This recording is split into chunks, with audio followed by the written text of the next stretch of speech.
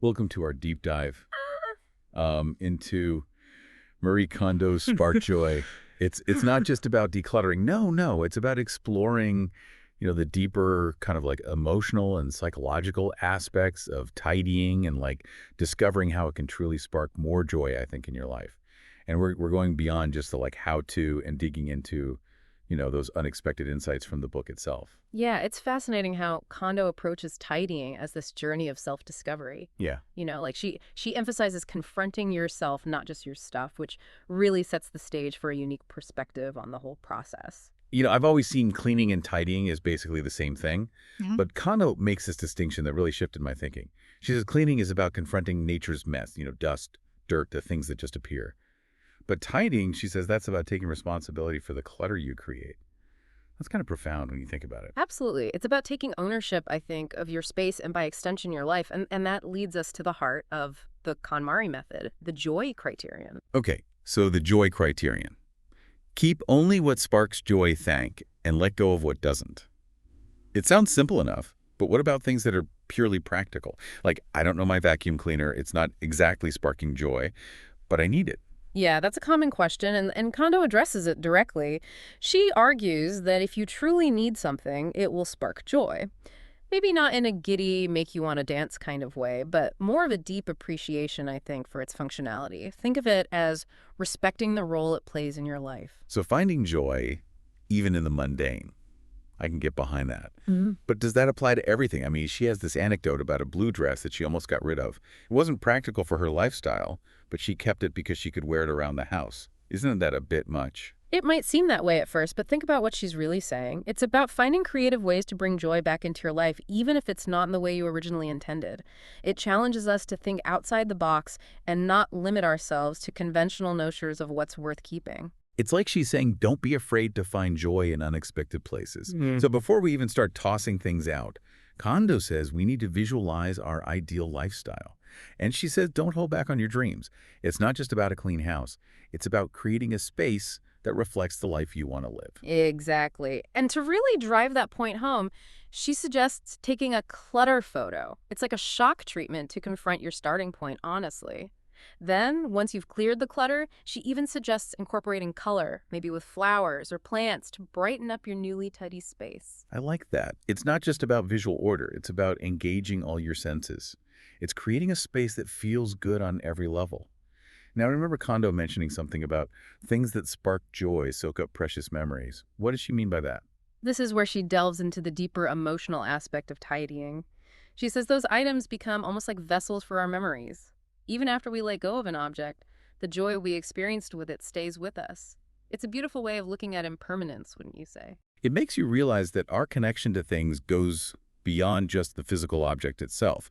It's about the experiences and emotions they represent. Right. And speaking of letting go, Kondo has this 3-month bag experiment she talks about. She wasn't sure about certain items, so she put them in a bag and waited to see if she used them. If after 3 months she hadn't touched them, she knew it was time to let go. So it's like giving yourself a trial period, a chance to really evaluate whether you need something or not. But how can we apply that to our own lives? I mean, do we really have to wait 3 months to make a decision? Not necessarily. What Kondo suggests is reflecting on your past 3 months. What have you actually used? What have you truly enjoyed? Let that guide your choices now. It encourages you to be decisive and trust your intuition. So instead of procrastinating and letting things pile up, we can use our past experiences to inform our present actions. Precisely. And one thing that really brings this to life is the stories Kondo shares about her clients and how tidying transformed their lives. Take Mayumi, for instance, her timid apprentice. Oh, yes. She seems so lost and unsure of herself at first. Through tidying, she discovered a newfound confidence and clarity. It wasn't just about finding a new job or changing her appearance. It was a profound internal shift. She started dressing in a way that brought her joy and even took the initiative to reach out to Kondo about becoming an apprentice. It's amazing how tidying can be a catalyst for personal growth. Yeah. It's not just about a tidy home, it's about a tidy mind and spirit, too. Exactly. And there was also that client who was unsure about her boyfriend and coincidentally had a lot of unsorted documents. That's interesting. It makes you wonder if there's a connection between our physical clutter and our emotional state.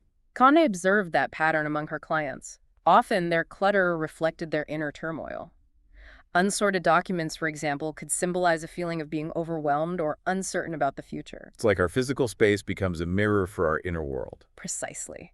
Now let's talk about Client F, the exhausted teacher. Remember her? Oh, yes, she was completely burned out from juggling work and family. Tidying helped her reclaim her time and energy, allowing her to reconnect with her passion for teaching and her husband. It wasn't just about getting rid of stuff. It was about clearing space for what truly mattered. Her family, her career, her well-being. It's inspiring to see how tidying can have such a ripple effect on our lives. Absolutely. It's about creating a space for joy to flourish, both internally and externally. Okay, before we wrap up this part of our deep dive, there's one more concept I want to touch on. The spirit of things. It's such a fascinating idea. It is. Kondō introduces this philosophical layer to the KonMari method, suggesting that objects aren't just inanimate. They have a kind of energy or essence. She describes three spirits in material things: the spirit of the materials, the maker, and the user. It encourages us to view our belongings with a sense of respect and gratitude. So it's about acknowledging the interconnectedness of everything, even our stuff. And if we tie this back to you, the listener, think about how this concept can influence your decisions about sentimental items. Imagine your future self. What will they need to spark joy? What will help them connect with the past in a meaningful way? It's like sending a little love letter to your future self. It is. It's about curating a collection of items that will not only spark joy today, but also in the years to come. It's such a beautiful way to think about it. It is, and it leads perfectly into our next discussion where we'll dive into the practical application of these concepts. Welcome back to our deep dive into spark joy. In the last part, we talked about the philosophy behind Marie Kondo's KonMari method, and now I'm ready to get into the nitty-gritty. How do we actually apply this to our everyday lives? Yeah, this is where things get really interesting. Kondō breaks down the tidying process into specific categories, like clothes, books, papers, kimono, miscellaneous items, and sentimental items. She suggests tackling them in that order, starting with the easiest and working your way up to the most challenging. So clothes first. Makes sense. It's probably the least emotionally charged category. But even then, I get overwhelmed just looking at my closet. How do you even begin to decide what sparks joy? Kondō has a surprisingly simple technique. She suggests holding each item in your hands and asking yourself, does this spark joy? Pay attention to your body's reaction. Do you feel a sense of lightness or excitement? Or does it feel heavy and draining? It's like you're tuning into your intuition, your gut feeling about each piece of clothing. Exactly. It's not about logic or reason. It's about how something makes you feel. And don't be afraid to let go of things that no longer serve you, even if they're perfectly good or you spend a lot of money on them. There's that letting go with gratitude concept again. But what about those items that you decide to keep? How do you store them in a way that sparks joy? This is where Kondō's folding method comes in. She has a specific way of folding clothes so they stand upright in your drawers like little soldiers. I've seen pictures of this. It looks amazing, almost like origami. It's not just about aesthetics, though. Kondō believes that this method allows you to appreciate each item individually and makes it easier to see what you have at a glance. Plus, it saves so much space. Yeah, my drawers are a disaster. I'm definitely going to try this. You should. It's a game changer. And when it comes to hanging clothes, Kondō has this rule about making sure the items rise to the right in your closet, creating a visual flow that feels uplifting. It's like you're creating a sense of harmony and order, not just in your closet, but in your life. That's the idea. Now, let's talk about books. This can be a tough one for many people, especially book lovers. Oh, tell me about it. I have stacks of books everywhere, and I feel guilty getting rid of any of them, even if I haven't read them in years. Kondō acknowledges that books hold a special place in our hearts, but she encourages us to approach them with the same joy criterion.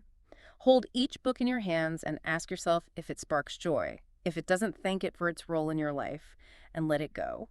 It's about freeing yourself from that guilt and creating space for the books that truly resonate with you. Exactly. And once you've chosen your joy-sparking books, she recommends storing them upright on shelves, organizing them by color if that appeals to you. Okay, I know this sounds a bit obsessive, but I actually love the idea of organizing books by color. It just feels so visually appealing. It's about creating a space that inspires you, not just a functional storage area. Now for the category I'm dreading the most, papers. I feel like I'm drowning in paperwork. This is where Kondō's minimalist mindset really comes into play. She has a very simple rule for papers. Discard everything unless you need to keep it indefinitely needed for a limited time or need to deal with it immediately. So it's about being ruthless and only keeping what's absolutely necessary. Right. And for the papers you do need to keep, she recommends storing them upright in a simple filing system, making them easy to access and preventing them from taking over your space. Okay, I can see how that would be a lifesaver. No more overflowing file drawers. Now let's talk about Kamano, which is basically everything else that doesn't fit into the other categories. This sounds like a recipe for overwhelm. It can be, which is why Kondō saves it for almost last. By this point in the tidying process, you've honed your joy-sparking skills and are better equipped to tackle those miscellaneous items. So it's like leveling up in the tidying game. Exactly. Approach Kamino with the same principles. Hold each item in your hands, ask yourself if it sparks joy, and let go of what doesn't. This category can include anything from kitchen supplies to electronics to toiletries to craft supplies. It's like a catch-all for the things that make up our everyday lives. Right, and it's a chance to really evaluate what you use and need and what you can live without. Okay, now for the final boss. Sentimental items. This is the category that gives me the most anxiety. I have boxes of stuff from my childhood that I just can't seem to part with. It's understandable. Sentimental items are tied to our memories and emotions, making it difficult to let go. But remember, Kondō saves this category for last for a reason. You've already practiced making decisions based on joy, and you've built up your confidence. So we're armed and ready for battle. Exactly. Approach sentimental items with the same gentle curiosity. Hold each item in your hands, recall the memories associated with it, and ask yourself if it sparks joy. If it doesn't, thank it for its role in your life, and let it go with gratitude. I love that phrase. Let go with gratitude. It makes the process feel less like a loss and more like a release. And for those sentimental items that do spark joy, find creative ways to display them, making them a visible and cherished part of your life. Kondō even suggests creating a special joy corner where you can showcase your favorite treasures. I love the idea of a joy corner. It's like a little shrine to all the things that make you happy. And it's a reminder that tidying isn't just about getting rid of things. It's about surrounding yourself with what you love and creating a space that reflects who you are. So it's not just about a clean house, it's about a happy heart. Precisely. And it can be a springboard for even bigger changes. Kondō has seen clients find new jobs, improve relationships, and even discover hidden talents through this process. Welcome back to our deep dive into Spark Joy. We've covered the philosophy behind the KonMari method and explored how to tackle, different categories of belongings. But now I'm wondering, how do we keep this momentum going? We've decluttered and organized, but how do we make sure our homes don't just revert back to their old cluttered selves? Right. That's the million-dollar question, isn't it? Kondō addresses this directly in Spark Joy. She stresses that tidying isn't a one-time event, but rather a lifestyle shift. It's about incorporating mindful habits, I guess, into your everyday routine. So it's more like a marathon than a sprint. Okay, I can get on board with that. Right. But where do we start? What are some practical tips for maintaining this joy-sparking magic long after the initial tidying festival is over? Well, one of Kondō's key principles is designating a place for everything. And I'm not just talking about shoving everything into random drawers or cupboards. This is about intentionally assigning a specific home, I think, for each item. So you always know where to find it. And just as importantly, where to put it back. That makes a lot of sense. Yeah. But what about all the new things that inevitably come into our lives? I mean, I'm all for minimizing clutter, but I do enjoy acquiring new things from time to time. Oh, and that's perfectly fine. Kondō doesn't advocate for complete abstinence from shopping. Instead, she encourages mindful consumption.